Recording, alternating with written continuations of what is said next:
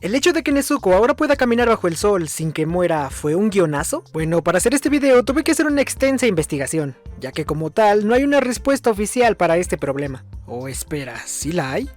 Antes de averiguarlo, me ayudarías mucho si le das like al video, y ya que estás ahí, ¿por qué no le das clic a este botón? Bien, ahora sí, continuemos con el video. Ahora bien, ¿fue un guionazo?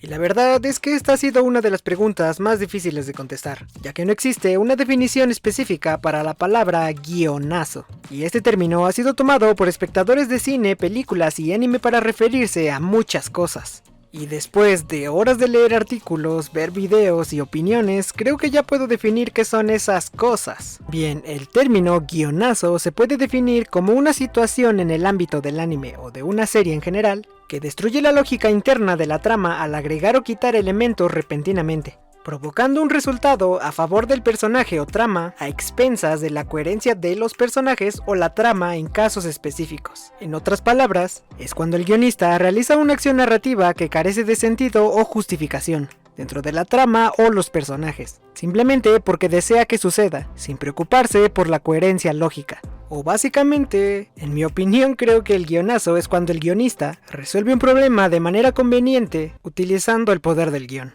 Esta definición también se interpone un poco con la definición del Deus Ex Machina. Con el Deus Ex Machina tenemos conceptos un poco más claros de lo que significa, y se puede definir como un recurso narrativo en el que se introduce una solución inesperada o improbable para poder resolver un conflicto o problema en una historia. El término proviene del teatro griego, en donde un dios literalmente descendía de una máquina para resolver las situaciones difíciles en el escenario. En pocas palabras, un Deus Ex Machina es cuando de repente aparece algo o alguien que resuelve todos los problemas de manera conveniente y poco realista. Puede ser un giro repentino en la trama, un personaje nuevo o habilidades especiales que surgen de la nada. Se puede decir que esta técnica a menudo se considera una solución pobre, ya que puede socavar la lógica interna de la historia y disminuir la satisfacción del público, al encontrar una resolución demasiado fácil o poco creíble. Al revisar la definición de estos dos términos, realmente podríamos pensar que son casi iguales. Y básicamente sí, pero tienen algunas diferencias. Para poder entender un poco más las diferencias,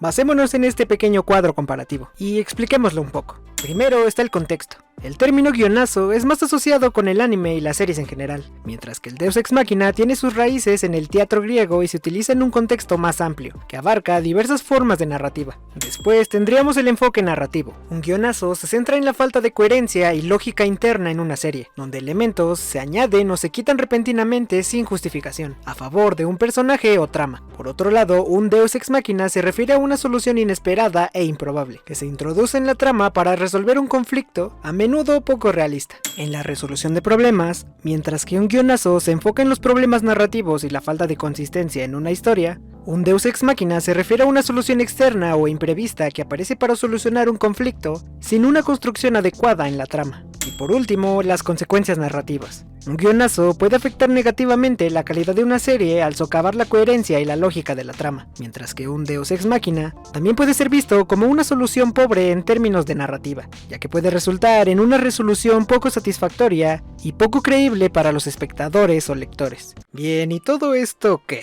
Bueno, pues para saber si el hecho de que Nezuko camine bajo el sol fue un guionazo, necesitábamos primero saber qué rayos era eso. Así que sigamos. Adentrémonos más en el universo de Kimetsu y veamos si realmente hay bases suficientes para haber recurrido al evento de Nezuko. Sabemos que todos los demonios fueron creados a partir de la sangre de Muzan, y que mientras más sangre tengan, más poderosos son, pero no todos son capaces de absorber tal cantidad, por lo que terminan muriendo. Sabemos que Muzan va a casa de Tanjiro e intenta convertir a todos en demonios, pero mueren. Muzan asume que todos mueren, pero la realidad es que Nezuko resiste a la transformación y sobrevive. Sabemos que los demonios poseen una gran capacidad de regeneración, y son capaces de adaptarse rápidamente y progresar en combate. Y también que para sobrevivir y regenerarse, los demonios necesitan comer humanos. Y otra cosa que no está estrechamente relacionado con los demonios, pero que toma un papel muy importante a lo largo de la historia, son las células. A lo largo del anime y el manga, las células se vuelven un tema fundamental, ya que se nos menciona que es a través de estas que los ancestros de Tanjiro se comunican con él.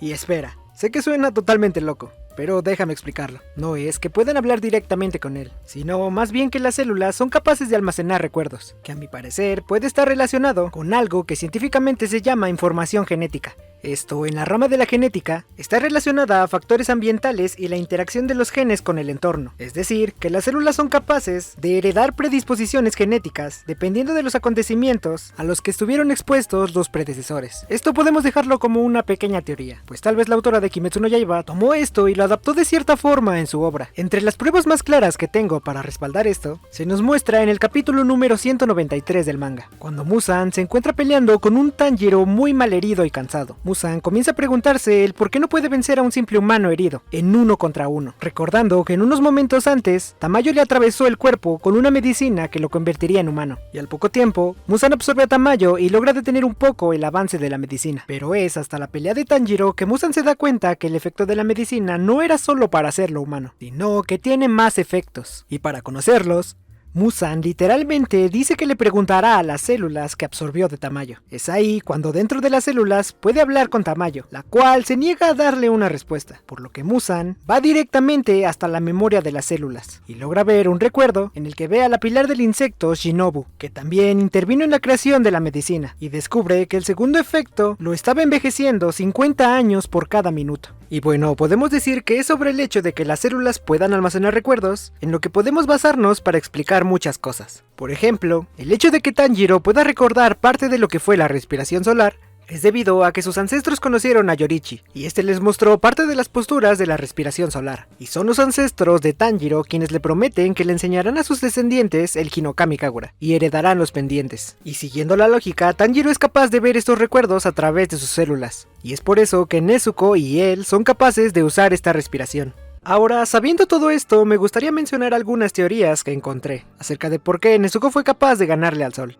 La primera dice que Nezuko es un demonio especial, ya que Muzan intentó convertir a los demás hermanos de Tanjiro en demonio, y como Muzan pensó que todos murieron, dio a Nezuko por muerta, y ella demuestra un cierto nivel de autonomía, y por su fuerza de voluntad. Otra dice que es gracias a la gran adaptación de los demonios y a la conexión que tiene Nezuko con el Hinokami Kagura y el lirio araña azul. Otras dicen que es porque Nezuko es descendiente de los usuarios de la respiración del sol, cosa que como tal no es cierta, sino más bien los ancestros de la familia Kamado conocieron a Yorichi, quien sí sabía utilizar la respiración solar, y esta solo fue aprendido por su familia. Otras dicen que Nezuko conservaba su humanidad porque venía de una familia con el corazón demasiado puro, y que ella jamás devoró un humano, ya que se demuestra que los Kamado tienen una increíble fuerza espiritual y mentalmente, lo suficientemente para romper el control de Muzan.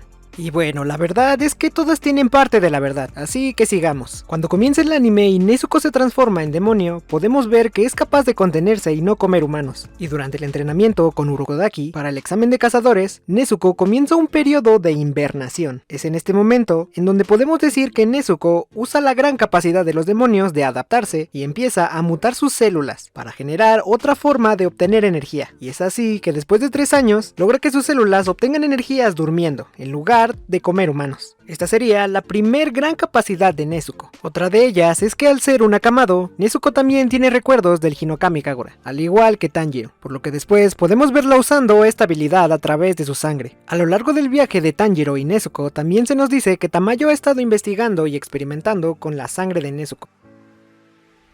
Y es así como llegamos al evento principal. Nezuko, a pesar de estar bajo el sol, es capaz de no quemarse y permanecer bien. Y bien, pues sí, efectivamente Nezuko muta sus células y es capaz de generar anticuerpos en contra de las células de Muzan. Lo dice la propia Tamayo al decirnos que un hombre fue convertido en demonio por Muzan y recobró su conciencia gracias a la sangre de Nezuko. Y nos dice que la sangre de Nezuko se transforma constantemente, por lo que sí, Nezuko básicamente mutó sus células a tal punto de crear un antídoto para la sangre de Muzan, por lo que si nos ponemos a pensar, estos anticuerpos le harían daño a Muzan, ¿no? Pues adivina qué, la medicina que Tamayo le da a Muzan está hecha con la sangre de Nezuko, y eso no es todo. Los otros dos efectos de la medicina eran para impedir la expansión celular, y el otro efecto era básicamente la destrucción de las células de Muzan, así que sí, las células tienen un gran papel aquí. Y bueno, mucho bla bla bla, ¿fue un guionazo?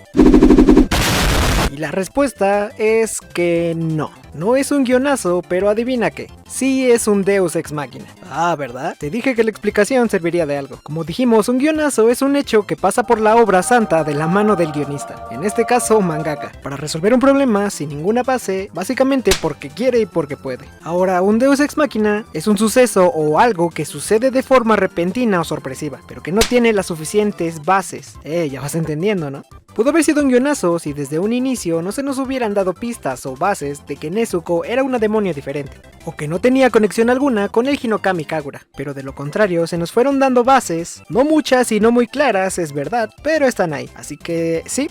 En efecto es un Deus Ex Machina, pero funciona. Que si bien en este video no vamos a ver si la trama de Kimetsu no Yaiba es buena o mala, o si avanzaron demasiado rápido, o que es repetitiva, puedo decir que este hecho le da sentido a la continuación de la historia, y es un punto que es tocado constantemente durante el resto del manga. No es algo que pasa y se deja ahí en el rincón, entre todos los demás, pero le da un mejor avance a su historia y le empuja para que siga su camino.